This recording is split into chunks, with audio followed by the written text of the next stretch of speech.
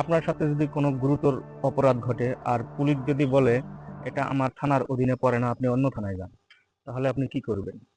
ঘাবড়ানোর কিছু নেই। আইন অনুযায়ী পুলিশ আপনাকে ফিরিয়ে দিতে পারে না। আপনি ভারতের যে কোনো পুলিশ স্টেশনে গিয়ে বিলম্বনে আপনার মামলা দায়ের করতে পারেন। আর একেই বলা হয় জিরো এফআইআর।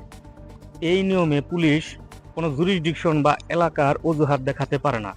তারা প্রথমে কোনো নাম্বার ছাড়াই শূন্য নাম্বারে আপনার অভিযোগ রেজিস্টার করবে এবং প্রাথমিক তদন্ত আর মেডিকেল হেল্প শুরু করবে। এর সবচেয়ে বড় সুবিধা হলো সময় নষ্ট হয় না এবং অপরাধের প্রমাণ নষ্ট হওয়া থেকে বেঁচে যায়। পরে এফআইআরটি পুলিশ নিজেই আসল থানায় ট্রান্সফার করে দেয়, যাতে আপনাকে দৌড়দৌড়ি করতে হয় না। নিজের অধিকার সম্পর্কে সচেতন হন এবং এই দরকারি তথ্যটি সবার সাথে শেয়ার করুন এবং এই ধরনের আইনি তথ্য পেতে আমাকে এখনই ফলো করুন।